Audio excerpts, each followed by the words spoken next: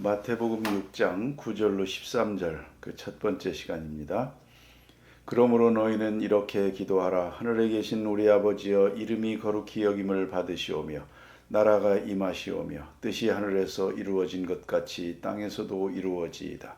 오늘 우리에게 일용할 양식을 주시옵고 우리가 우리에게 죄 지은 자를 사하여 준 것 같이 우리 죄를 사하여 주시옵고 우리를 시험에 들게 하지 마시옵고 다만 악에서 구하시옵소서. 나라와 권세와 영광이 아버지께 영원히 있사옵나이다. 아멘. 아멘. 하나님의 말씀 마태복음 6장 9절로부터 15절까지 13절까지 보겠습니다. 주 기도문을 이제 며칠 동안 계속해서 공부하게 됩니다. 마태복음 6장 9절로 부터 13절까지가 있죠. 이제 예수님께서는 제자들에게 기도에 대해서 가르쳐주고 있습니다. 그래서 지난 시간에 너희는 기도할 때에 은밀한 가운데 기도하라. 또 사람에게 보이려고 하지 마라. 중언부언하지 마라. 말을 많이 해야만 기도 응답이 있다고 생각하지 마라. 이렇게 부정적으로 말씀하셨습니다. 그것은 다시 말해서 소극적인 면에서 이렇게 하지 마라, 하지 마라. 저들이 잘못하고 있는 것을 지적해서 말씀하셨습니다. 이렇게 다 말씀하고 나서 이제는 긍정적인 차원에서 말씀하십니다. 그러므로 너희는 이렇게 기도하라 하고 말씀하십니다. 이 기도는 참으로 중요합니다. 신앙생활은 곧 기도생활입니다. 종교란 곧 하나님께 기도하는 것입니다. 문제는 어떤 자세로 누구에게 기도하느냐 하는 것입니다. 우리는 종종 쉽게 아무 뜻 없이 복을 빕니다. 기원합니다. 그런 이야기를 합니다마는 도대체 누구에게 빈다는 얘기입니까? 기도의 대상도 없고 기도의 내용도 없습니다. 그저 빈다, 축원한다, 축복한다 이런 말들을 합니다. 이런 막연한 이야기 바로 이분들에게 하는 말입니다. 이렇게 기도하라. 우리는 여러 가지로 기도합니다마는 그 기도하는 내용, 기도하는 수준 이런 것들이 참 문제입니다. 그것이 바로 그분의 신앙 고백이요, 그분의 신앙의 수준을 말하는 것입니다. 우리는 개인적으로 기도하는 것도 때때로 들을 수도 있지만 더구나 공동으로 기도하는 것을 듣습니다. 대표 기도하는 내용을 듣습니다. 그런 분들에게 부탁도 하고 충고도 합니다. 어떤 때 보면 하늘에 계신 우리 아버지 이 기도의 대상을 불러야 됩니다. 기도의 대상도 없이 그대로 처음부터 간구하는 얘기만 합니다. 그래서 불러서 물어봅니다. 오늘 누구에게 기도했느냐고. 이걸 우리가 분명히 알아야 합니다. 기도의 대상이 있습니다. 아버지 하나님을 우리가 부르는 것입니다.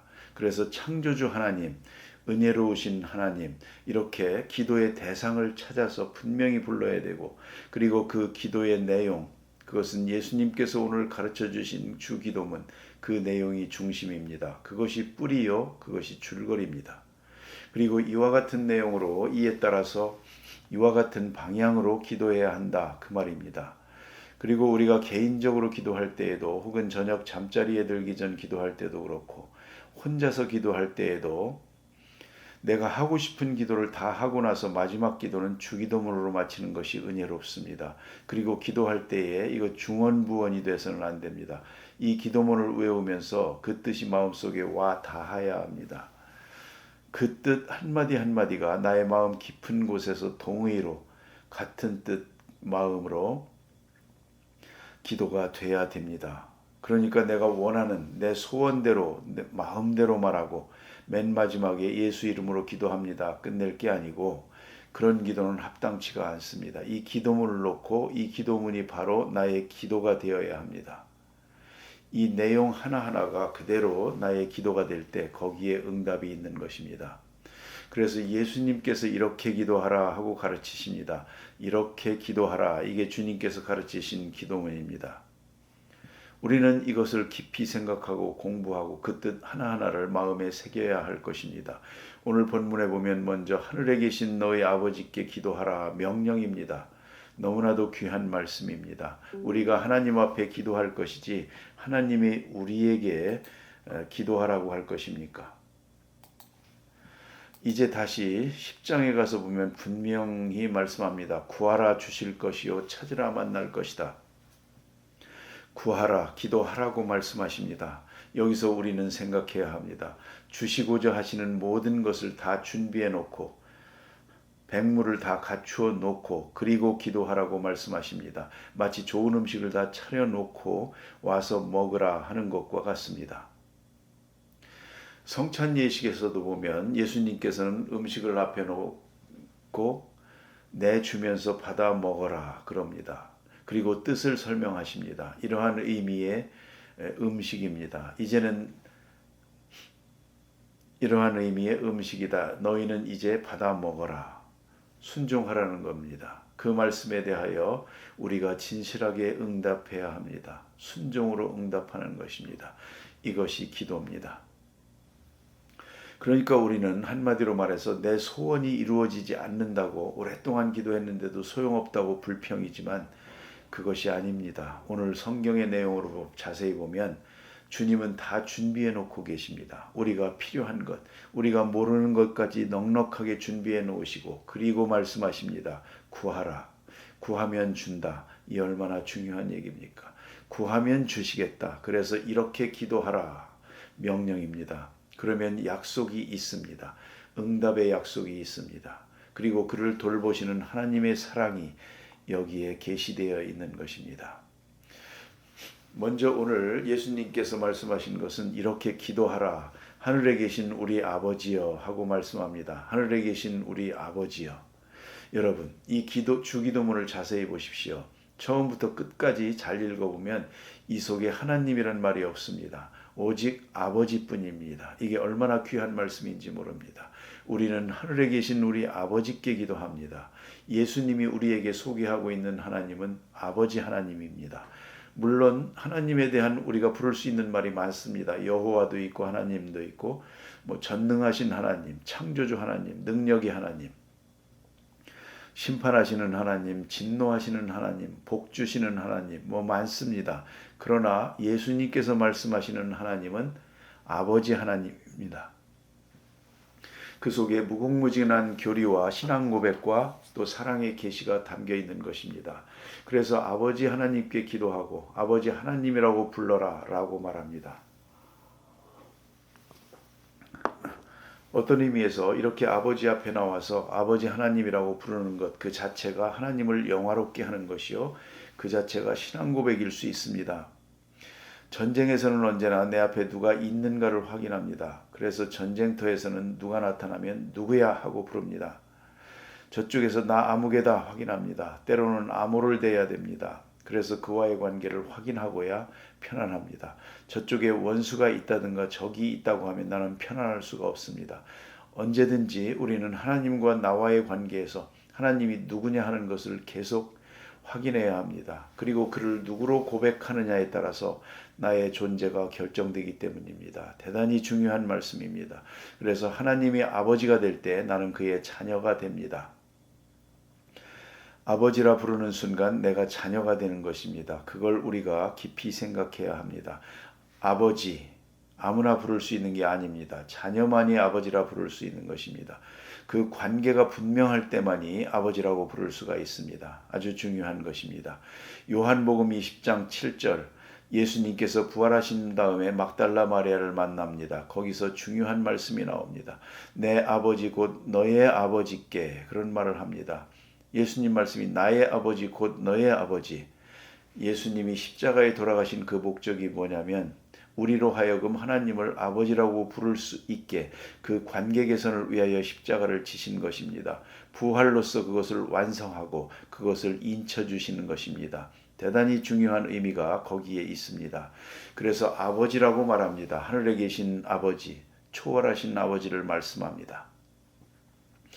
아버지라고 하는 것은 바로 생명의 근원됨을 말합니다. 모든 생명의 근원, 아버지가 있고 내가 있습니다. 아버지의 생명을 내가 이어받은 것입니다. 그는 생명의 근원입니다. 그가 있어서 오늘 내가 존재합니다. 그런 고백입니다. 또 하나는 아버지라고 하는 것은 부성적 사랑을 말하는 것입니다. 아버지는 자기 생명의 분신인 아들을 사랑합니다.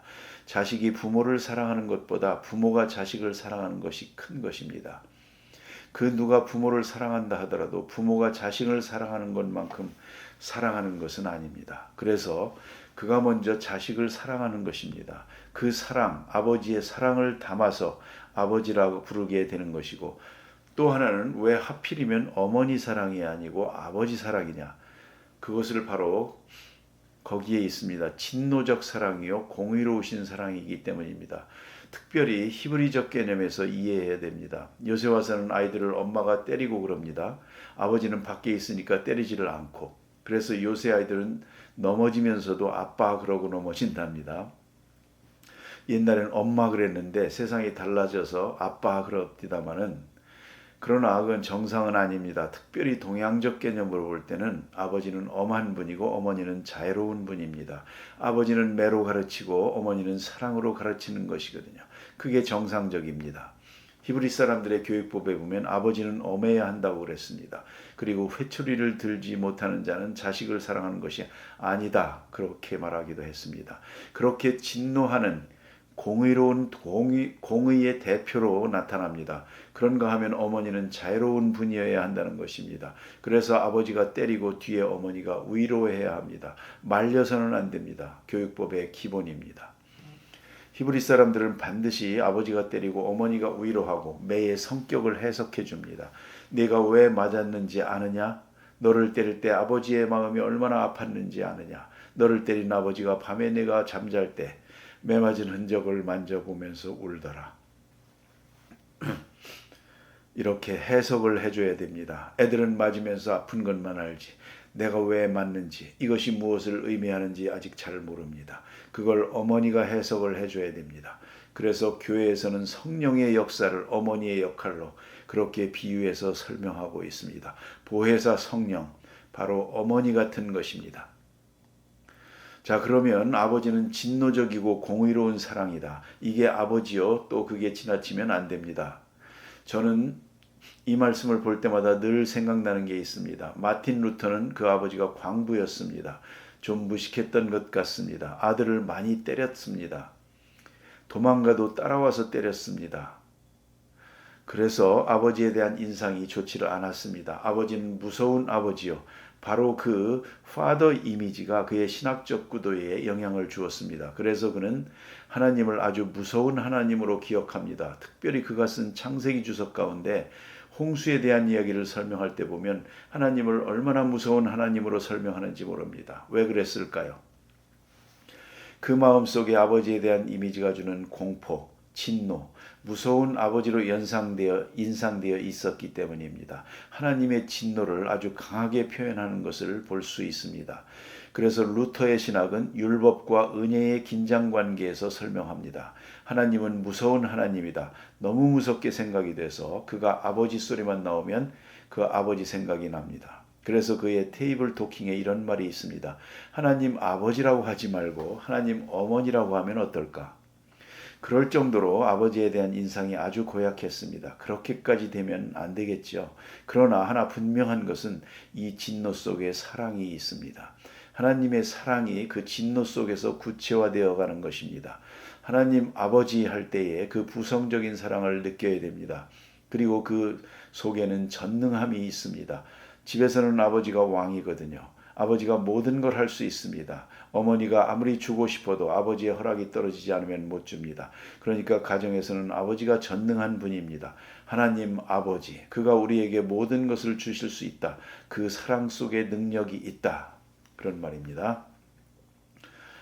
그걸 생각해야 되겠고, 또 한 가지는 아버지라고 할 때 그 자녀는 후사요 상속권을 가집니다. 하나님의 것은 다 자녀의 것이다.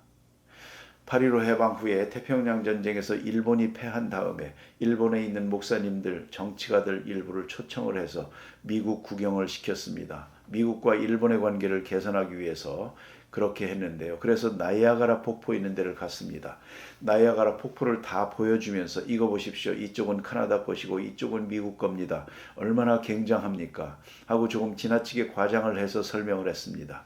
사실 나이아가라 폭포 같은 걸 보면 우리나라 폭포는 또랑물이죠. 얘기가 안 됩니다. 어쨌든 나이아가라 폭포를 처음 보면 아주 굉장합니다. 이걸 설명을 하니까 일본 목사님 하나가 배가 아파서 왜 우리나라에는 이런 게 하나도 없을까? 화가 나서 뭐라고 했는지 아십니까? 다 하나님의 것이요 그래 버렸습니다. 내 거 내 거 할 것 있는가? 다 하나님의 것이요. 하나님의 것은 내 것이요. 뭐 일리가 있는 얘기입니다. 우리가 아버지 할 때에 하나님은 창조주요, 권능이요, 위대한 하나님입니다. 그는 내 아버지요. 나는 그 아들이요. 그러므로 그의 것은 다 내 것이요. 바로 그러한 감격이 있어야 될 줄로 압니다. 이제 보세요. 예수님께서 12살 때 어렸을 때 벌써 성전에 올라가서 제사장들과 얘기할 때 뭐라고 합니까? 내가 아버지 집에 있어야 할 줄을 몰랐습니까? 아버지, 어린 예수의 마음속에 하나님은 아버지요. 십자가 지실 때에도 예수님은 말씀하십니다. 아버지께서 내게 주신 잔을 내가 마시지 않겠느냐. 너무도 귀한 말씀입니다. 요한복음 18장에 아버지께서 내게 주시는 잔, 이 십자가도 아버지가 주는 것입니다. 그런 마음으로 십자가를 졌습니다. 언제나 하늘에 계신 아버지, 하늘의 신령한 세계를 말합니다. 하늘에 계신 아버지 할 때에 우리는 가슴에 뜨거운 사랑을 느껴야 됩니다. 또 하나 있습니다. 우리 아버지, 내 아버지, 너의 아버지. 그런 거로 우리는 형제가 되는 것입니다. 우리 아버지, 어느 한 사람의 아버지가 아닙니다. 다 같이 하나님을 아버지라고 부르는 것입니다. 우리 아버지. 그런 거로 우리는 하나님의 자녀된 특권을 생각해야 됩니다. 언제든지 하나님 아버지, 바로 그 대상을 부르면 우리는 또다시 그 사랑을 감격하면서 기도드려야 할 것입니다. 기도하십시다.